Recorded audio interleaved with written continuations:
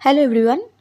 তো অবশেষে West Bengal board of primary education থেকে ডিএলএড 25-27 সেশনের পার্ট 1 এক্সাম এবং 2024-26 সেশনের পার্ট 2 এক্সামের ফর্ম ফিল আপের নোটিশ দেওয়া হলো।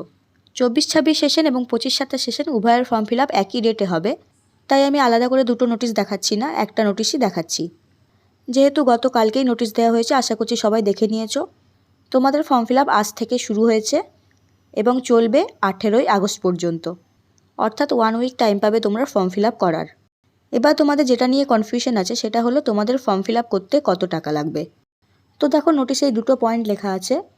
1 নাম্বার আছে ₹300 per paper for both theoretical and practical, এবং 2 নম্বরে আছে ₹500 পার ক্যান্ডিডেট অ্যাজ সেন্টার ফি। তো প্রথমে বলি 24-26 সেশন পার্ট 2 এর কত টাকা লাগবে। পার্ট 2 এ যেহেতু 3টে পেপার, তাই 300 করে 3টে হবে 900, এবং এক্সটার্নাল এক্সামের জন্য 300। তাহলে এখানে হলো 1200 এবং সেন্টার ফি হলো 500। তাহলে 24-26 সেশনে টোটাল লাগবে 1700। এবার বলি 25-27 সেশনের কত লাগবে। 25-27 সেশনে যেহেতু রিটেন এক্সামে 5টা পেপার, তাই এখানে 5 × 300 অর্থাৎ 1500 প্লাস এক্সটার্নাল এক্সামের 300 1800 এবং সেন্টার ফি হলো 500। তাহলে টোটাল লাগবে 2300। পার্ট 2 এর লাগবে 1700 এবং পার্ট 1 এর লাগবে 2300। আশা করছি এই বিষয়টা তোমাদের কাছে ক্লিয়ার হলো। এরপর অনেকে জানতে চাও তোমরা ফর্ম ফিল আপ কীভাবে করবে। তো দেখো, ফর্ম ফিল আপ তোমরা নিজেরাও করতে পারো, অথবা কোনো সাইবার ক্যাফেতে যেও করতে পারো, অথবা তোমাদের কলেজ থেকে যদি ফর্ম ফিল আপ করে দেয় তাহলে কলেজেও করতে পারো। ফর্ম ফিল আপের লিঙ্ক আমি ডেসক্রিপশনে দিয়ে রেখেছি, তোমরা সেই লিঙ্কে ক্লিক করে ডাইরেক্ট ওয়েবসাইটে পৌঁছাবে। এখানে তোমাদের রেজিস্ট্রেশন নাম্বারটা দিতে হবে। পার্ট 1 এবং পার্ট 2 উভয়েরই একই প্রসেস।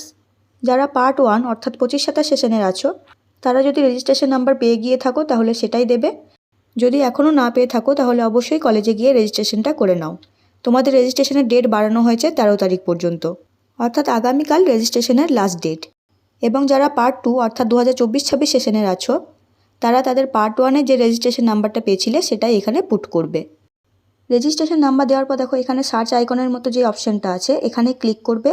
ক্লিক করার পর দেখো এইরকম একটা ইন্টারফেস খুলবে। এটাও পার্ট 1 এবং পার্ট 2 উভয়েরই সেম, শুধু সাবজেক্টগুলো আলাদা হবে। তো প্রথমে এখানে দেখো, এখানে তোমাদের সমস্ত তথ্য দেওয়া থাকবে।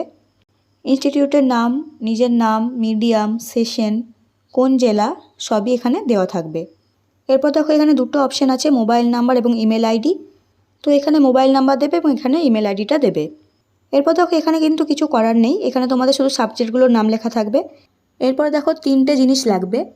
প্রথমত নিজের ফটো, 2 নাম্বার লাগবে সিগনেচার, একটা সাদা কাগজে সিগনেচার করে সেটা আপলোড করতে হবে, এবং 3 নাম্বারে যেটা লাগবে সেটা হলো পার্ট 1-এর মার্কশিট। এটা লাগবে 24-26 সেশনের, এবং 25-27 সেশনের লাগবে রেজিস্ট্রেশন সার্টিফিকেট। 3টে জিনিসই স্ক্যান করে 200 কেবির মধ্যে জেপিজি ফরম্যাটে আপলোড করতে হবে। এরপরে দেখো এখানে ডিক্লারেশন দেওয়া আছে, এই ডিক্লারেশন বক্সে টিকমার্ক দিতে হবে, তারপরে এখানে সাবমিট করতে হবে। সাবমিট করার পর দেখবে তোমরা একটা অ্যাপ্লিকেশন আইডি পাবে এবং ওখানে অপশান থাকবে পে নাও বলে। তো পে নাওতে ক্লিক করে পেমেন্ট করলেই কিন্তু তোমাদের ফর্ম ফিল আপ কমপ্লিট হয়ে যাবে। কারোর ফর্ম ফিল আপে যদি কোনো ভুল হয়ে থাকে সেটা তোমরা কারেকশনের সুযোগ পাবে, সেটা পাবে 15 আগস্ট থেকে 19 আগস্ট পর্যন্ত। অর্থাৎ ফর্ম ফিল আপ শেষ হচ্ছে 18 তারিখ এবং কারেকশনের লাস্ট ডেট কিন্তু 19 তারিখ। আগেই বললাম ডেট কিন্তু উভয় সেশনের জন্য একই। এবং দেখো নোটিশে তোমাদের এক্সাম কবে হবে সেটাও উল্লেখ করে দিয়েছে। তোমাদের এক্সাম হবে সেপ্টেম্বরের 2nd উইক থেকে।